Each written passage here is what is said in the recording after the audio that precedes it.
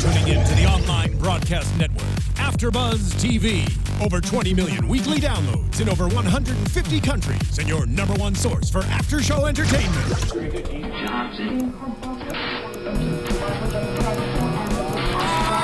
AFTERBUZZ TV, the destination for TV superfans. Producing aftershows for over 300 of your favorite TV shows, interviewing celebrities and showrunners, and bringing you behind-the-scenes exclusives. All thanks to E! Entertainment's Maria Menounos, producer Kevin Undergaro, and internet leader Akamai. Now, let the buzz begin! Yeah. It's a good song. I love this song. It was a good song. It's a badass song. Welcome to the Blacklist AFTERBUZZ show, right? Yes, Right. after It's show. called- The Blacklist after show. Blacklist After AFTERBUZZ show. after show. The Blacklist after show on AFTERBUZZ. Yes. Welcome to Blacklist after show. Someone's still recovering from the Super Bowl. We are back, folks. We're back. We're happy to be back. We've been off for a while. I'm Joe Braswell. Happy to be back. I'm joined, as always, by the lovely Nando Velasquez. Oh, thank you. Happy New Year. Happy New Year. We have not been together since last year, since 2014. That's very true. It's good. Yes. It's Happy good to New see Year, you. gentlemen. Yes, and I'm also joined by the loveliest of them all, Julia Cearley. Well, thank you for Hello. that. Happy 2015 to me. And I did see. I've seen you. I saw you on my birthday. I did. We I did. didn't see it on my birthday. You weren't invited. Oh, okay. No, That's all. no big deal. Julia did the invites. I don't know. Oh, that makes sense. Well, that's the last And time then I I threw you a think party. on the line we might have No. Okay. Well, at some point we're gonna have the mysterious Joe Sanfelippo, who's not here. The but year of Flippo. The year of This Flippo. is the year of Flippo. 2015. And if you know why he's not here, it's such a year of Flippo. Yeah. It's perfect. I'm He was probably rooting for the Seahawks. Flippo also at my But then birthday. he'll deny it. By the way, Nando. He was also your birthday? Yeah. Oh, what happened? You weren't at mine, so we both had True. birthdays. That's right. That's right. That's right. We're both. We're both in January babies. Yeah, we're both Capricorns. No, I'm Aquarius. I'm the better one. Oh, okay. No one cares about either of us. No one cares. What we do care about No is one this. was at my birthday this Saturday. Oh, your birthday set. Hey. Our engineer Josh, whose birthday was this Saturday. Happy birthday, birthday, Josh. A lot Josh. of birthdays here. We're all set. Yeah. We're all caught up. Well, Because there's some blacklists to be talking about. Well, here. first of all, let's just say new set. First of all, for those of you who haven't tuned in on YouTube, Sure. brand new set, looking really, really good here. Here we are. We have a hashtag, ABTV Blacklist. If you notice on our lower thirds, have we done our introductions? Yeah, we did do our introductions. So ABTV Blacklist. If you want to tweet us anything, Blacklist. And also for those who, this setup wasn't here last time we were here as a Blacklist podcast, but we are now on YouTube, streaming on YouTube. So you can check us out at youtube.com. /AfterBuzz TV. Please subscribe to that. Yep. That's actually happening in real time now, which is very cool. We're also on iTunes and SoundCloud as well. Yeah. So We're everywhere. We're everywhere. Ubiquitous. There's And no you can- excuse now. And you can tweet us at our handles, Nando Vel for me, Julia Cearley for me. and Joe K. Braswell. and it's also on the lower thirds too. It's really cool. If you guys aren't watching us on YouTube, you should. It's really cool. The Blacklist. 45 minutes in. Let's talk about the show. That's our problem. The Blacklist is back, folks. Black is back. Red is back. Black. Red is black. Red is not black. Red is not Red's Red not. is back He is. on the Blacklist. Sorry. All right. Can we just, right before, and this is not to go off topic, can we just talk about the fact, I mean, it's awesome that NBC aired this show right after the Super Bowl. Huge ratings. Yeah. I mean, it just shows the confidence they have in the show. I mean, Yeah. that's a slot reserved for shows that the network, whatever the network is that has the Super Bowl wants to either launch something or relaunch something or have their best show, their best episode behind the Super Bowl when you have millions and millions and millions of people, Yeah. almost a billion people watching. So yeah. I was worried how it was going to come off to newcomers, but I think they did a really good job in that the first Yeah. little chunk of the show with all the newscast talking about Red. I was doing a quick catch up for the newcomers to the show. I think so. I think I read a good, interesting article, believe it or not, from Forbes, talking about TV. Sure. And they actually comment on the fact that this episode, it's a hard balance to try and entice new viewers and keep the old ones happy without like alienating them and not answering certain questions Kinda or like us keeping today. people else. Kind of like us today. We're doing great, by great the job. way. We're doing it. But I think they did a really, really good job. And I think just the introduction, even showing Red getting arrested, kind of like he was in the pilot almost in a way. This was kind of a repilot, in a lot of ways, and it felt like like a lot of the cable stations do with. Mad Men's doing this and Breaking Bad did this, where you break up this one season into two sort of seasons. This feels like, even though it's in the same, what's a different year, but it feels like this is season 3, but it's actually the back half of season 2. So it's very cool relaunch. I like the way they did it. A lot of story. We talked about this a little beforehand, but a lot done. Yeah, in a very short amount of time to sort of catch us all up. But I didn't care. It's like Red's in China. Okay. Red got arrested somehow? All right, sure. Yeah. He's in a deep, dark black site? Fine. With a bunch of crazy guys? Okay, I didn't know. And the CIA is now, what David Strathairn? What's happening here? Yeah. Who cares? It's awesome. I loved it. I loved it so far. I've learned to not question some things. Yeah. Well, I mean, I want to jump into this. I love, this is one of, this is like probably my favorite episode next to the pilot itself. It really sort of like lived up to what the pilot delivered with this sort of like action-packed, again, Joe Carnahan directed, action-packed sort of thriller, if you will, spy thriller. And it felt like with all these big action set pieces, a lot going on, it's kind of everything I wanted this show to be. And then I felt like, although I love the show, I felt like it kind of went down some other roads. And this is it really, really hooked me in with this episode. Like in every way, shape, and form. I loved it. I don't know. What do you think? Oh, yeah. No, I agree. Well, look, it hooked me in. I think it's a great show to show on the Super Bowl. They obviously had this plan for the Super Bowl show. They knew about this ahead of time. So this was exactly the show. We got the scoop from our man Aram. Thank Yes. you. But they had an idea exactly where to go with this. I mean, they put some big names. I mean, Ron Perlman, David Strayhorn, is it Strayhorn or Strayhorn? Strathern. Okay. Strathern. Okay. And Janelle Malone? Janelle Maloney. Oh God! Sons. Am I Hack 'em reading? up. Am I Butcher reading their those Twitter names. accounts here? Is that what I'm doing? Butcher 'em all up. The late night shows always mess me up. That's my excuse. But yeah, I think it's really good. And look, you know what? There is some really good information here that we're learning some more about the relationship between Red and Lizzie. Yeah, well, I want to get to that. About the fulcrum, we're getting all these little extra, even Red, even the first couple of minutes, just the newscast talking a little bit about Red's history. I think there were like nice little nuggets there that you're like, oh, I didn't realize that, or just hearing all this. Well, you touched on this too. You touched on the newscast, Julia, and we talked about this before. I thought it just did such a great job of giving us all of this like exposition to catch everyone up, and also to inform us kind of what the world we're living in now. They totally did a great job of setting up the world, setting up Red's world, setting up the FBI, setting up these new characters, new faces, which I want to talk about, setting up like everything we needed to know and see that happened within the first probably felt like 3 minutes of the show. And for somebody who was brand new to the show, I think they have a well-rounded idea of who Red is and who the backbone of this entire show is. Right. They really captured it perfectly. Yeah, the newscast was great. Well done.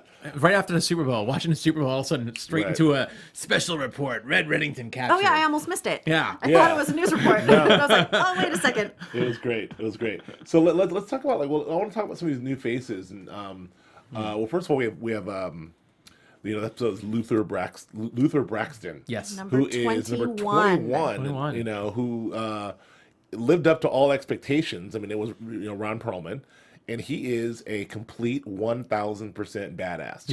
Just having him on, just having his presence, having him on the show, seeing him there, with his hair, he got the Guy Fieri like hair going on right now, and everything happening. He was so awesome, and I loved it. I think he's so powerful in anything that he does that it didn't even matter to me that he did not say a freaking word for the first 10, 15 minutes of the show. The first shot of him getting electric shock therapy and just taking it. But all of that through, he threw in a go at one point, but he didn't talk for the first 10 minutes. That's a great point. That's a great but point. he's so commanding and terrifying and awesome. Yeah. This is another thing. Like, I feel like that they did a great job with at least now, they're really sort of populating the show with all these fantastic actors, and it helps elevate the material, which is good. But there's some suspension of disbelief going on here. Like, I'm not gonna lie. There's a lot of leaps that were made. I'm like I said, I'm just kind of shrugging. Okay, if you say so, okay, fine. But I believed it all because you have very convincing Janelle Maloney as a new CIA liaison. You have David Strathairn as some shady. Was he the director? That was director. That's his name, the director. That's what they referred to him as. They didn't say the director of what, but I'm guessing it's some kind of U.S. agency where he could be in the room with. It was the CIA. I'm guessing, is that the CIA director?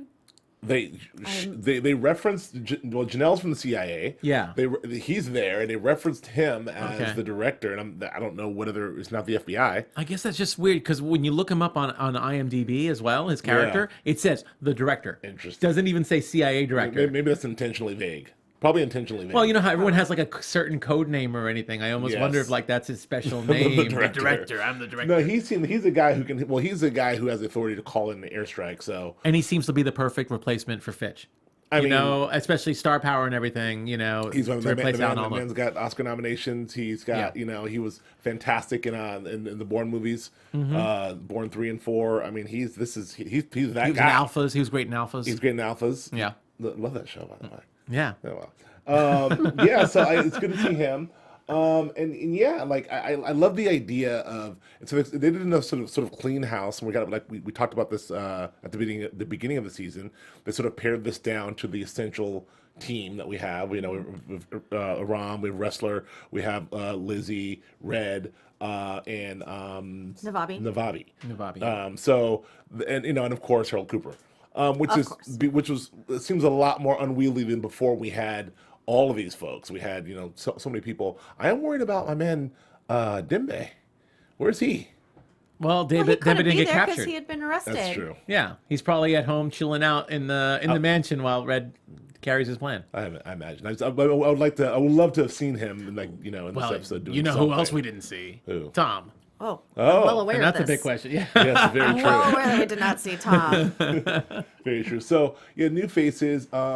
I love getting in. Good. But it was actually okay that we didn't see Tom because I think this episode was so it focused. Would confuse it. We were focused on this prison and what was happening at the FBI, and that's kind of what I enjoyed about this episode. I thought it was really balanced with the action, the exposition, but like I said, very focused. So I didn't really worry about Tom. Yeah. I was really in this world at this moment. I'm with you. I agree. It's rare I don't worry about Tom. I'm really. I can't wait. Is Joe coming? Do we have him? Is he Filippo? Did you tell him to call? Yeah, we did, didn't we? I don't know. I don't think we did. Whose job was that? I think that was your job. Was that my job? Yeah. Oh, I must have messed it up. Oh, yeah. No one told him to call. Sorry. Filippo's. We're doing the show. Yes, call in. It's nice to know he wasn't listening. Yes. Oh yeah. I want his take because he was so upset about the FBI black site, the floating black site with the large container. Yeah. And this is the super secret prison. I thought about him instantly. It's a deep black site, with the super secret prison on board that held all this, like the Gitmo on steroids, and also held all of our intelligence, all of our data intelligence. I have one minor issue about this whole, the way they introduced the factory. Yes. So when they finally introduced the factory, and you got Wrestler saying, he's at this off-site Black Ops site, the factory. Everybody knew what the factory was. Even Aram knew what the factory was. And Lizzie's like, "What's the factory?" No. Well. I mean, look. I mean, that kind of got me a little bit. I got the impression that the factory is like sort of a government CIA myth. It seems something of a folklore. Right. It's a super So like even around something real. Navabi knew. Everybody knew. Well, because when the janitor's sleeping by, going, "Oh, the factory! I heard a legend about that. The factory. Everyone knows that." No, Navabi knew because she's Mossad. She's a spy. Yeah. That's not works for the FBI. Aram knows everything because he's sort of like heard stuff. The CIA folks knew stuff. So, but Harold's like, "The factory? What's that?" Well, Lizzie was the one that said that. Okay, well, that's true. I think Harold even knew. She's still a newbie. You know who didn't know about the factory? It's Joe Sanfelippo. I knew about the factory. You did? Joe, we forgot to call you. Or You're bad people. We started the show, and we were like, Joe should be calling you any second. And then we realized that we didn't call you. So I'm sorry. How long has the show been going? 2 hours. Well, that's good. It's a special. You guys cover everything? Not Yes, that just long. about. No, we came in just in time. Got thought of you because I wanted to. We were talking about the factory, which is the blackest of black sites. I mean the Right. deep black, like the Joe Braswell. It's the deep black site.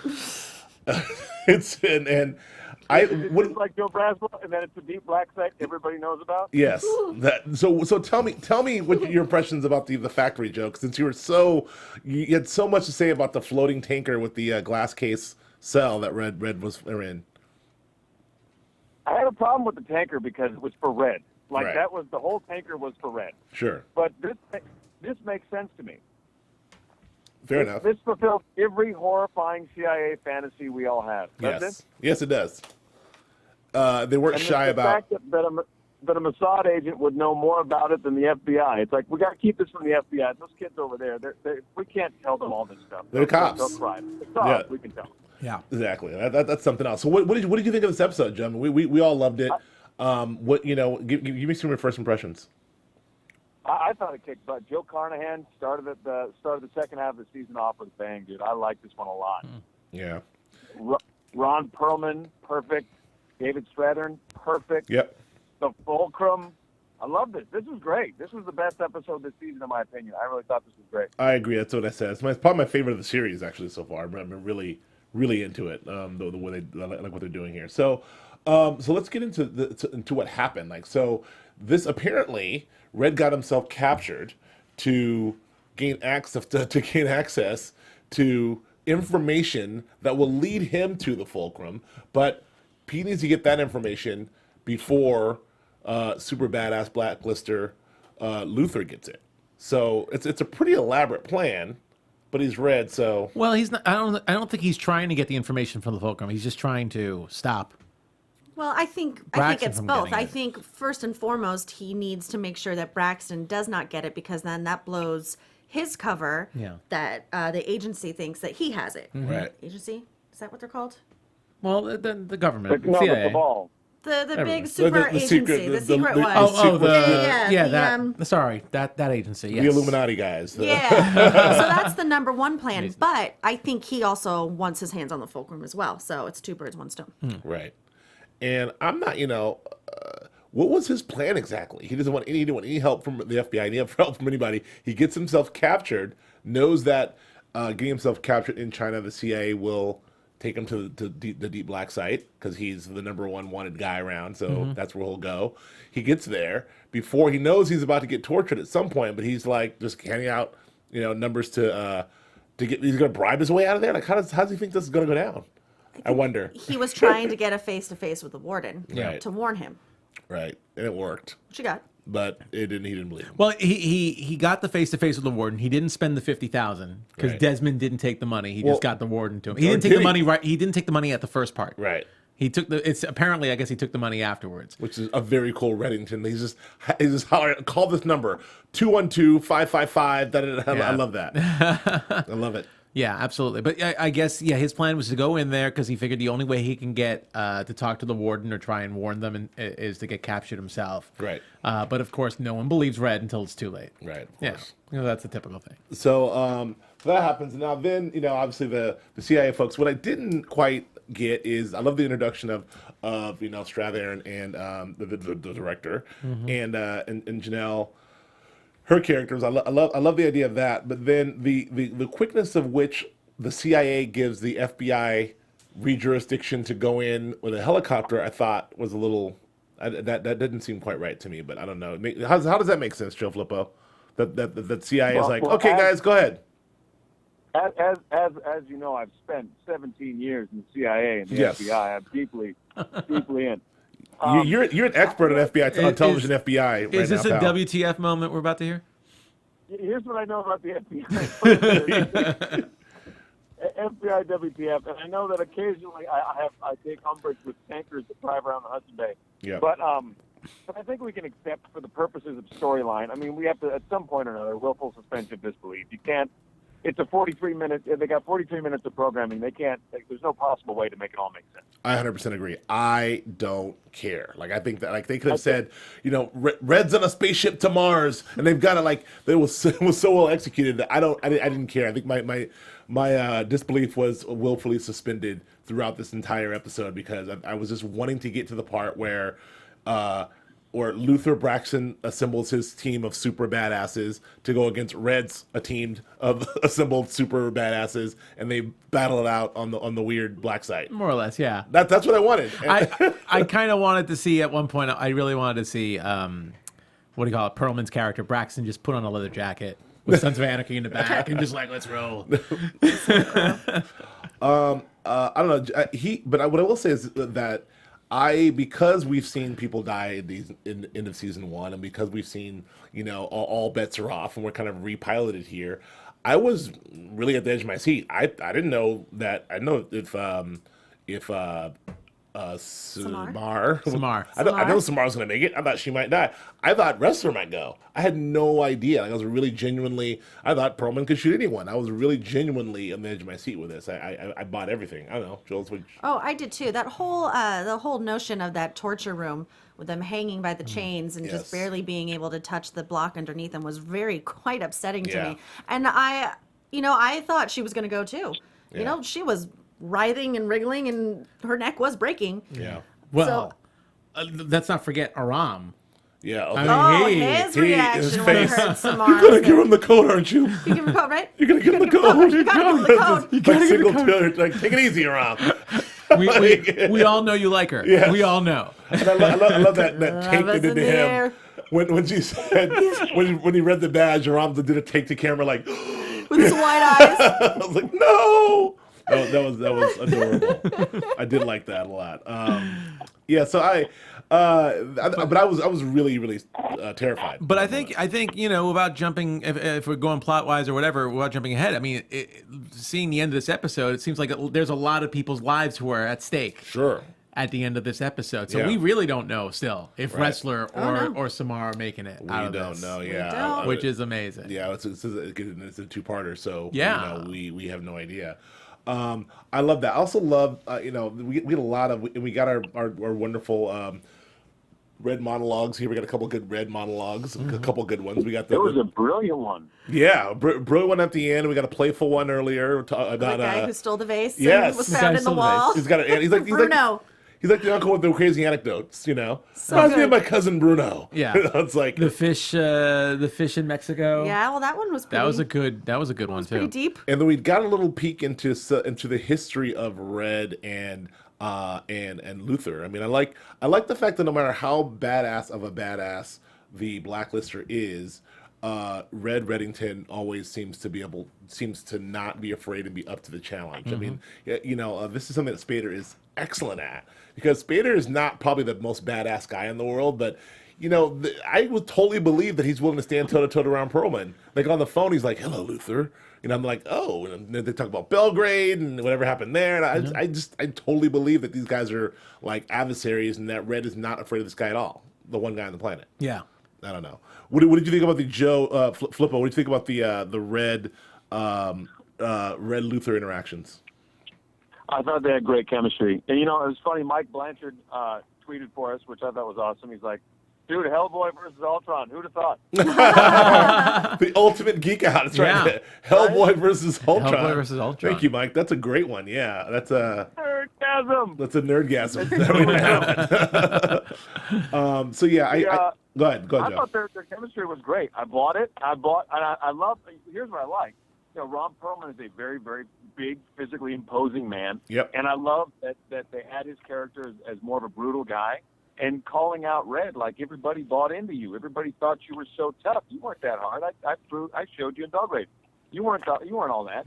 And you just get a real, you get a real sense too that if you're in that life, you're in that world, or at least our fictionalized version of it, you don't have a room for anyone to think that you're weak for even a second. Like once they think you're weak, that's it. You're toast. I loved all He that would stuff. never have tried this if he didn't feel that he could have gotten away with it. Yeah, all that stuff was fantastic. All that stuff about him calling him out as being like, you're in your private jets and your tailored suits. Like, Do you even drive? yeah, do you even drive? Like, I'm a criminal, mother effer. Like I live this. That's what Ron Perlman was saying. Like, you're flying around on jets. Thug life. But we also know Red is a super badass, as the guy from the cartel found out when he in the warden's office. Oh, yeah. That was bitchin'. That was so cool. That was a cool scene.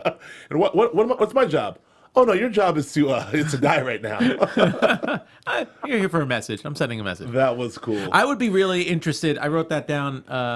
Morales and what happened. I have wrote it down somewhere in my notes. It'd be really interesting if we saw an episode in the future that had those facts. Yes. About that Felix Morales and whatever cartel. happened with the cartel yes. there. Yeah, sure. Yeah, if this had ramifications, this little throwaway moment that looked so badass. Yes. Actually had something to play later on. It could. I don't And know. Lizzie didn't even seem Didn't phased blink. by it. Yeah. She's used to it by now. Yeah. By now, which I want to go back to the Lizzie Red interactions are interesting. I mean, Lizzie's finally, she's doing, she's 180 and then 180s again and then full circles and spins around. I mean, I don't know, but now she's, there's that interaction like, maybe I cared about you. Maybe I actually care about Yeah, you. maybe I actually care. Like, I don't know. What are we getting? What are you sensing from your girl, Lizzie?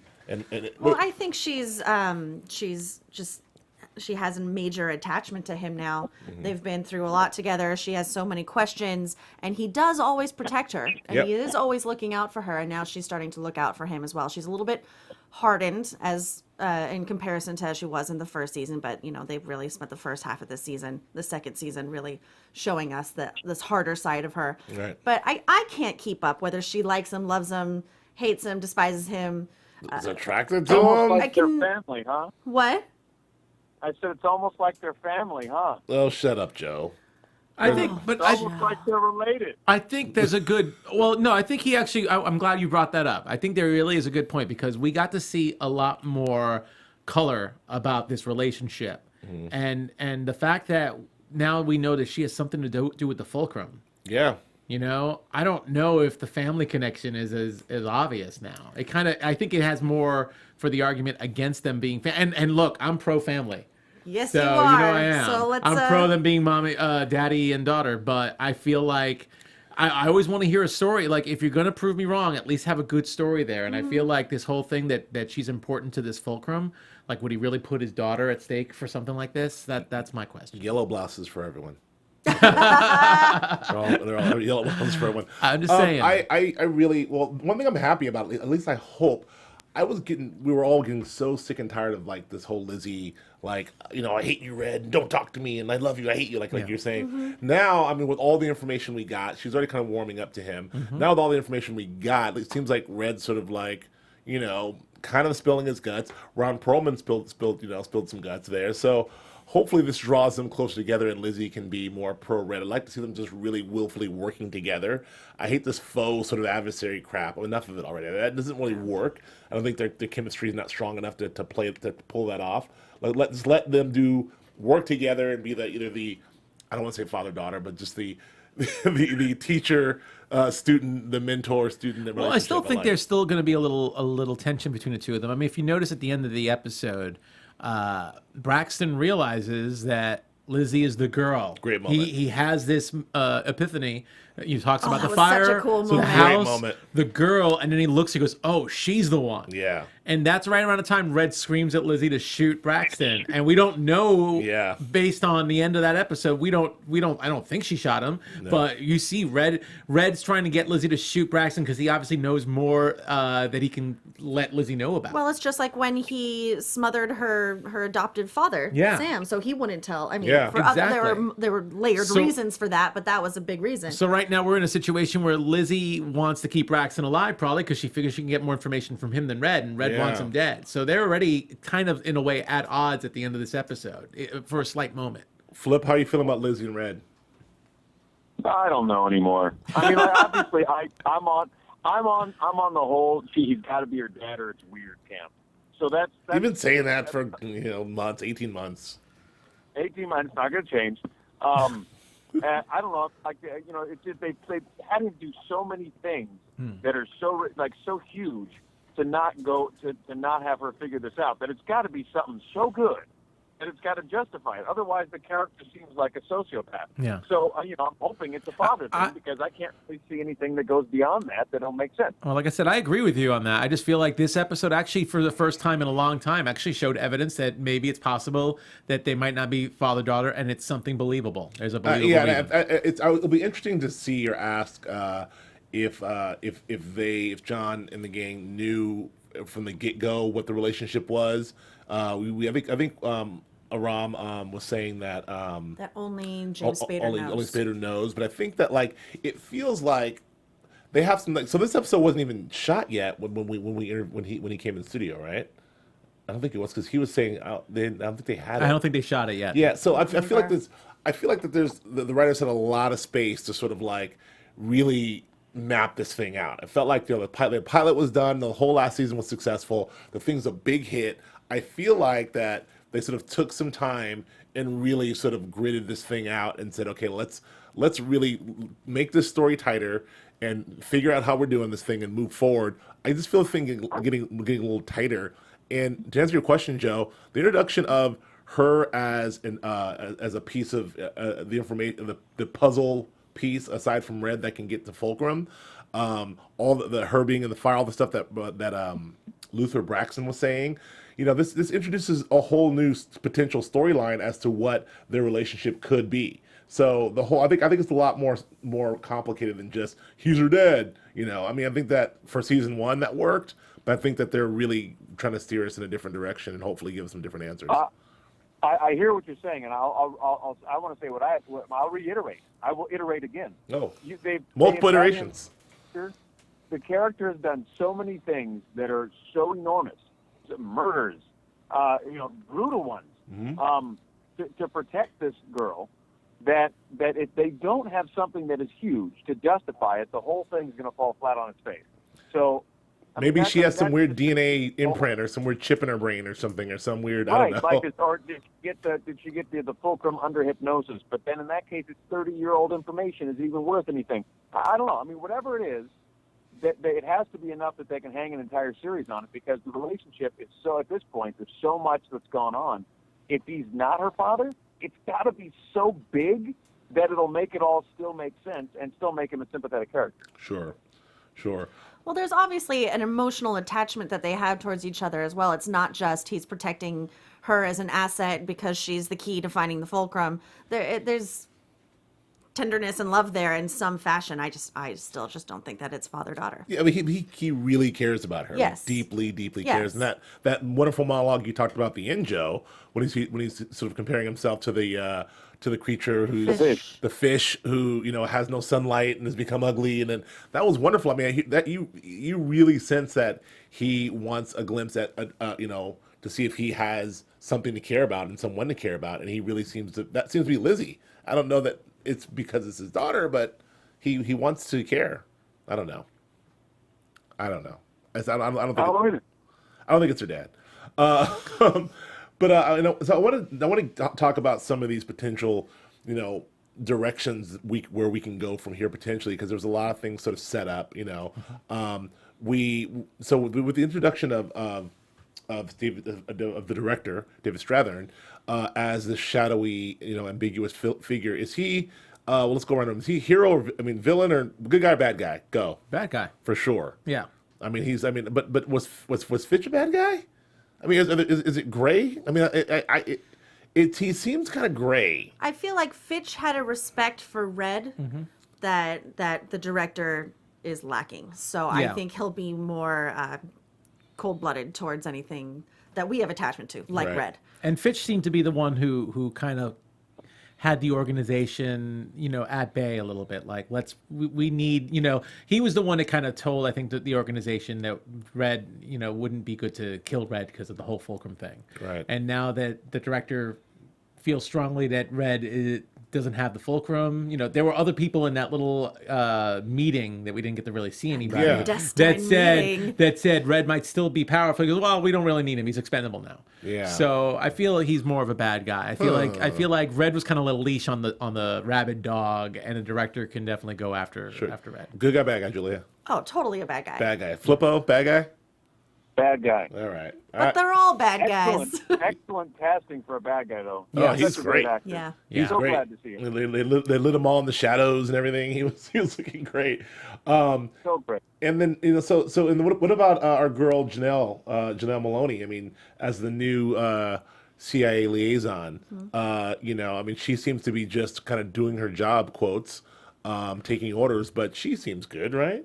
I would say good guy. Good. I think she's only here probably for this episode and the next one probably because think? I think she's just a liaison for this operation. She came in here for the mission, but I think we'll see more of the director, but I don't think we'll see more of her after Thursday's episode. That's just my thought. Okay, well, Yeah. I think that But she's definitely in the dark. She was not in that meeting. Right. In that meeting with all those foreign, people in the organization that were talking. I feel like that she's gonna have to stick. She was not eating dinner at the grown-up table. That's for sure. No. She was at the kids' table with the rest of us. Well, I think that this is why she'll probably end up sticking around instead of planning her as the liaison. I think that the director thinks that he's getting his intel, inside the FBI from her, and then I think that, well, I'm kind of jumping into predictions, but I feel like that she's going to side with sort of the Reddington and sort of really try to get in for. She's the one who's going to be able to be the mole to the CIA. The CIA mole to the FBI, if that makes sense. Yeah, I can see that. I don't know. I think that she's going to be part of the team in taking. I think she'll stick around a little bit. I don't think we'll see her every single episode. Right. Okay. But when the director's around, I think she'll be around too. So what happens if God, we could not be hung further off of a cliff at this episode? I mean, we have Red yelling shoot him. We have missiles inbound. We have now. I was in the impression that those missiles would vaporize the entire ship. I thought so too. Like they were 30 seconds out, and then we look out the window, and it was an explosion. There was an explosion, right? I think so. Yeah, it seemed to end right on the explosion. So what the hell? How are they getting out of this, Batman? Like, Flippo, how are they getting out of this? I don't know. They're just going to Spader the shit out of it. That's how it works. Yeah. Right. So do we? Go ahead. No, I got nothing. I mean, it's an oil platform, right? Is that the idea? So Yeah. I got nothing, man. Well, I don't know should how be super exploding. F-22 Raptor fires whatever air to surface missile it's gonna fire at you. It's not going to be fun. No. Yeah. One thing that I'm curious about though, just from that ending, we saw the Braxton's guys in that torture room with a gun pointed at, it looked like at the guards, that's the cliffhanger. at the guard's back, right? Yeah. Yeah, That's cliffhanger number 3. That's cliffhanger number 3. But that was like a good 3 minutes before the end of the show. At the same time, that's when Braxton had his gun out to Lizzie. Right, and then all of a sudden, Red comes and saves her. But there's like a good 3-minute dialogue going on while this is, happening down below. You think all 3 of them are dead? I don't think so, but I find it hard to believe that Samara or Wrestler would be dead. But at the same time, I'm like, what's going to stop them in that amount of time? That just seemed like a really weird, either a weird time to put that edit in there, or what? It's going to be hard for me. Poorly timed in terms of real time. Yeah. Cooler if it was cut all against each other. It was pretty cliffhangery though. Yeah. I mean, it makes more sense that they'd be dead, but I just don't see that happening. But it's still weird. Well, I mean, those missiles hit. They're all dead. I have no idea. Yeah. I want to just on that world thing. I think that was really cool. They did this kind of neat thing with Samar and the guard. It was sort of like it felt, I mean, Flip, you can speak to this too. It felt like sort of almost a semi-political comment because there's been so much made lately on Bill Maher and other places about Muslim extremists and it being about a religion versus the religion being bad versus the people being versus these group of thugs versus are all is it Islam that's causing that's bad, or is it a group of thugs that are bad? I think that they did have this weird exchange that sort of like made a quote unquote good person and a bad person, presumably both of Muslim faith, that she made a plea to him, a faith-based plea to him that worked, and I think that was sort of just to tell. It was kind of a subtle message saying that it's not about the religion, it's about the individual. Do you know what I'm saying, Flippo? I hear what you're saying. Do you believe deep water?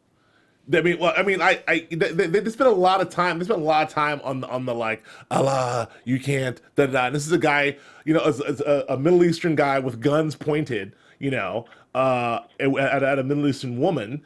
And they spent a lot of time. Do you really want to do this? Is this what you want to do? Go, well, you're FBI. You're bad. A lot of like rhetoric, and then it all comes like, is this what God wants you to do? And he's like, okay. I mean, it was very. There's some statement made there. I mean, you had to saw that. You're not wrong. You're 100% right. There was definitely a reason to do that. There was not an accident by any stretch. How did you read that? I think your reading on it is probably. I think you probably put more in it than Joe Carnahan did. But I put more on it. It's right there.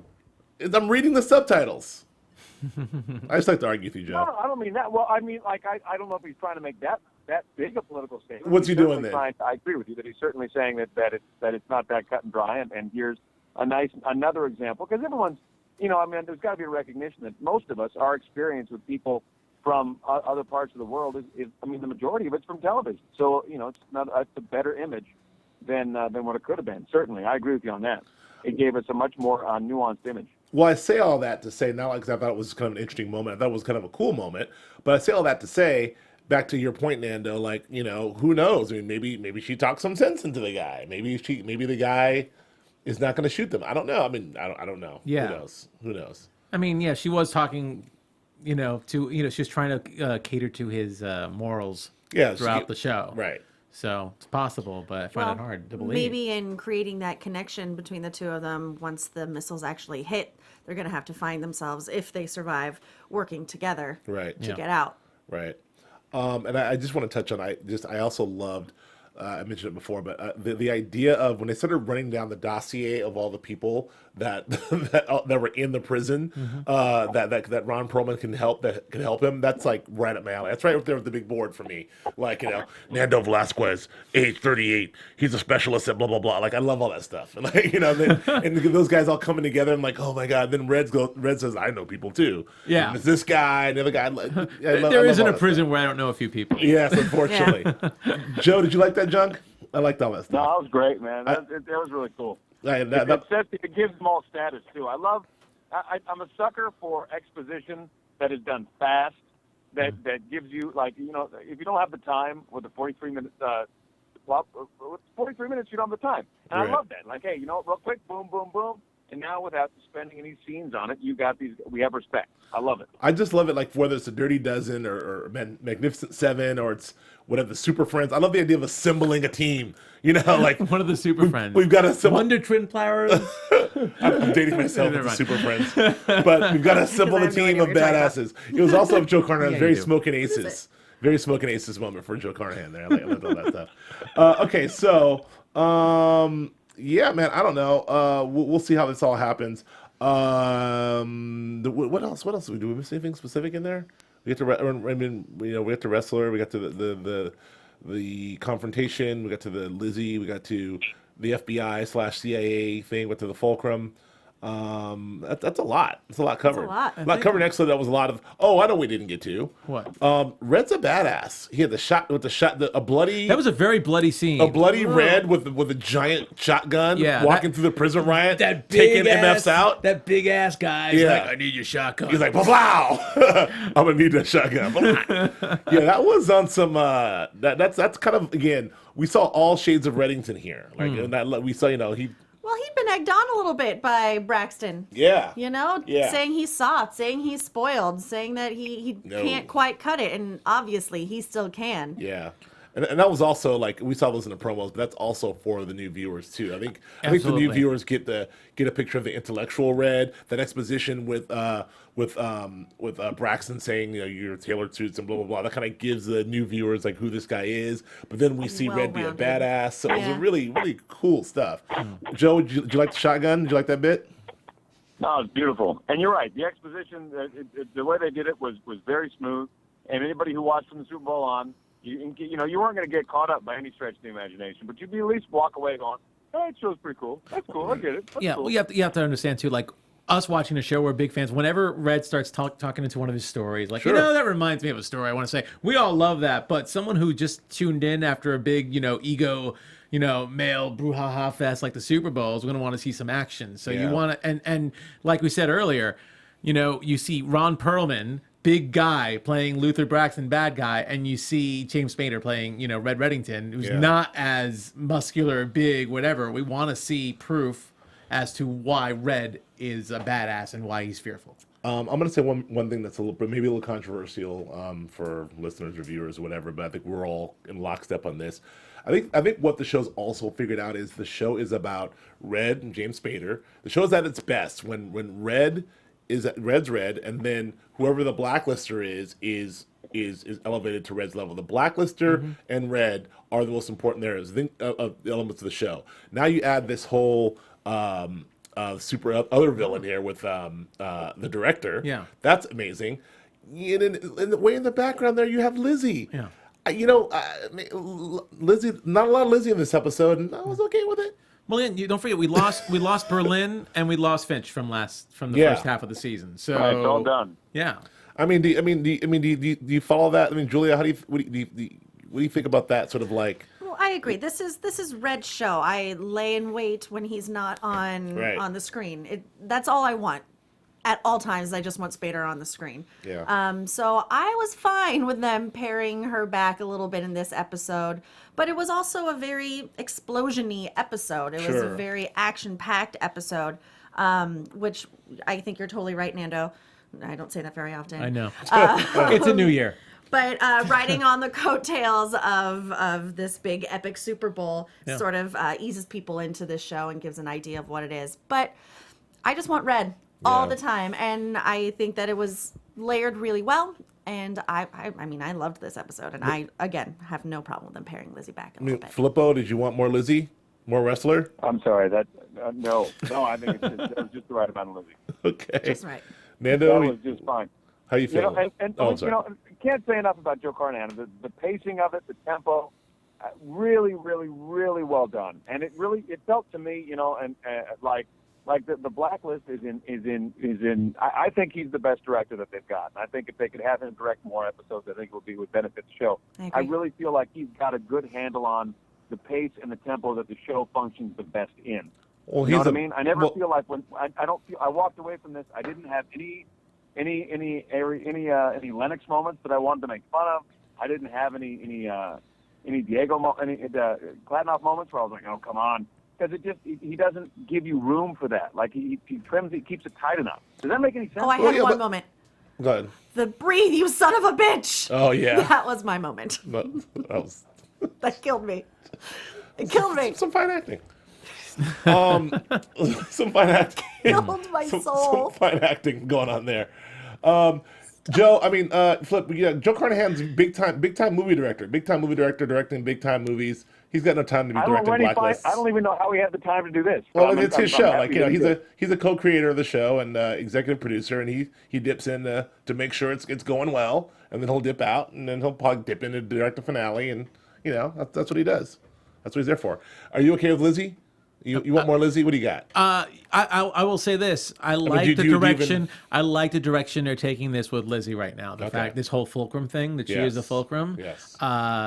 So it seems to be shifting. So I don't know if the answer is that I want more Lizzie. I don't want the old Lizzie. I'm kind of liking the shift that they're doing here. But we still want to see Red is the priority, and whoever Red is up against, I think, is also the priority. Lovely. Yeah. Nando, you've spent a lot of time. We all spent some time. We read a bunch. For some news here. I don't know. Do we just do the news drop? Do we do that still? I don't know. Yeah, we can do a news drop. Okay. AFTERBUZZ TV News. Yeah. What Well, do you got, Nando? of course, my internet's kind of down. Blacklist was probably one of the most tweeted shows yesterday. Obviously, there wasn't that much competition because of the Super Bowl. Super Bowl was the highest tweeted show. Wait, that was Super Bowl's yesterday? Yeah, Super Bowl was yesterday too. And the Australian Open, actually, the finals of the Australian Open was also heavily tweeted. But then the Blacklist was, I think, just about the biggest TV show that was being tweeted, followed by Jimmy Fallon. Right. And then, of course, the ratings went up. The impressive thing, I think, to take note of is that the Blacklist ratings were higher than any other post Super Bowl show since the last time NBC had the Super Bowl, and that was The Voice was the follow up. Wow. So, which is interesting because the ratings in general go down because we live in this sort of the more channels, the more like the numbers. the numbers aren't what they used to be. Like, you know, the Cosby Show got like a 30, 30 million people watch the Cosby Show now. So, you know, that's great to see that. But it was up 11% from, I think it was up 11% from Fox's telecast last year of The New Girl. So, I mean, New Girl, Blacklist, obviously very, very different. Sure. And so again, just based on all the trades and everything, everyone seems to think that it was a success for NBC to put Blacklist on after the Super Bowl. It was great for the Blacklist. And of course, I think the big thing that we get to see coming up is how it's going to fare in its new time slot. It's going to be on Thursday nights at 9 o'clock, and it's going to be up against Scandal. It's a very heavily contested day, Thursday nights. NBC used to own Thursday nights, you know, way back when. Must-see TV. Must-see TV. And it's very interesting because they have it opposite Scandal, so that's going to be a very big one. I think CBS still has 2.5 Men, and then they're switching something else on that time slot. But the other interesting thing about the Blacklist, it's on 9 o'clock, sandwiched in between two other new dramas: The Slap at 8 o'clock and Allegiance at 10. Right. So yeah, there's no real hope for a lead-in from anything powerful at 8.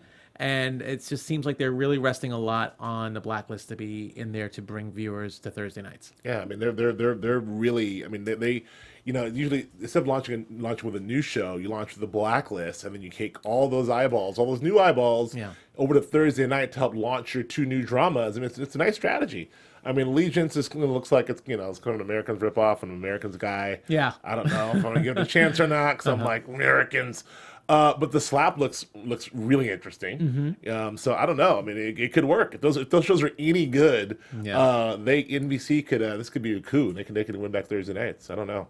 So that's good. I mean, Scandal does fairly well, but I think Blacklist was doing better overall in ratings over different Scandal. Audiences though. I feel like the Scandal watchers aren't the Blacklist watchers. You know, I like both shows, but I'm a little behind on Scandal, honestly. Right. So obviously I'll be watching Blacklist to do this show.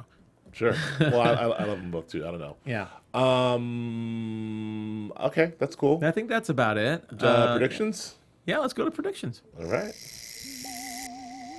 And now, your AFTERBUZZ TV predictions. Joe Sanfelippo, since you're on the phone, why don't you tell Julia that she has to go first?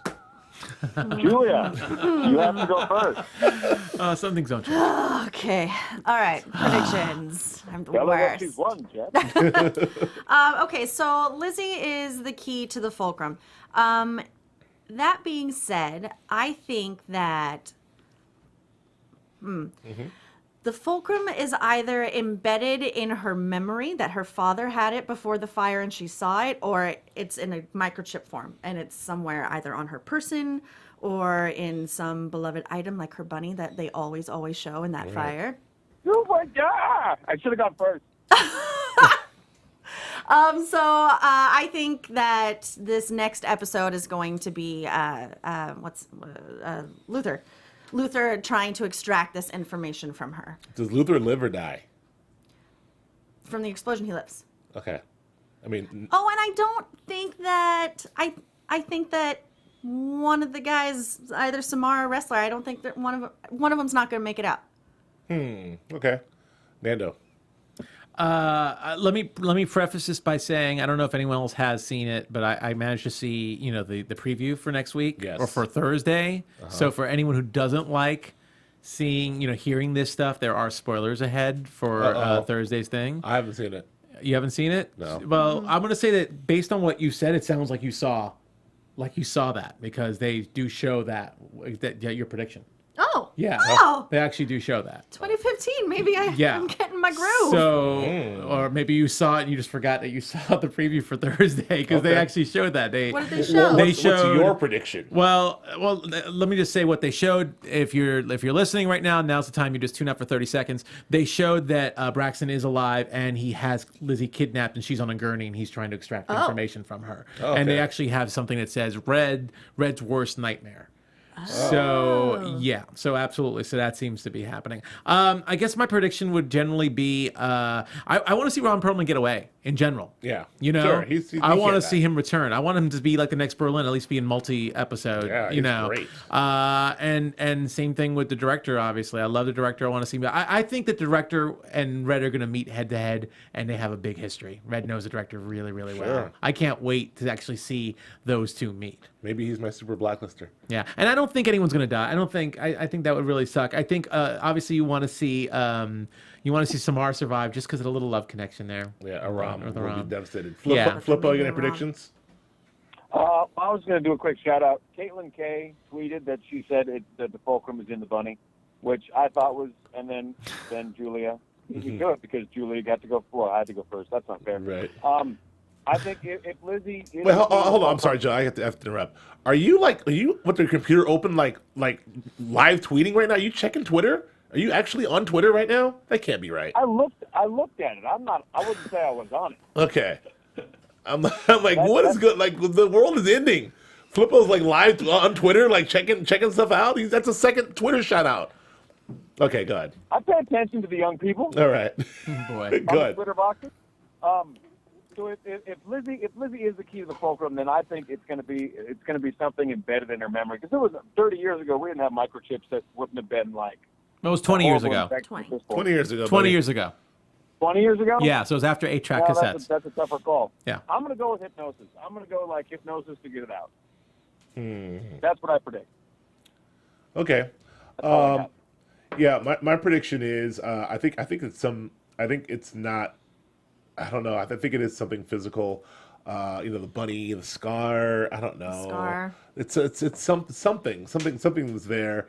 But I'm curious as to why Perlman knows. Why does he know the information? It's don't know.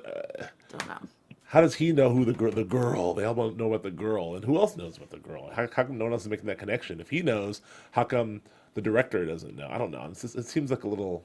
I don't know. A prediction. I don't know, man. I don't know. I don't have any. Oh, you sound like me. I don't know what to say. I too don't think both. I think Wrestler or Samara will not make it out of that. One of them. One of them's not going to make it. You think one of them's not going to make it? Yeah, that's my prediction. Okay. Which is someone else's prediction. It just seems crazy that they would have these massive missiles blow up this prison and everybody makes it out alive. Right. Because Lizzie's going to, Red's going to. Yeah. We know that Braxton's going to Right. because we know he's in the next episode. Everybody's going to survive. I don't know. Maybe they call up the strike. I don't know. But there's already missiles I coming thought it was going to be in. one of those moves where they press a button and the missiles self-destruct or something. Like one of those moves. They're duds. Yeah, they're duds. I don't know. Like in The Rock. Didn't they have that in The Rock? I don't know. All right.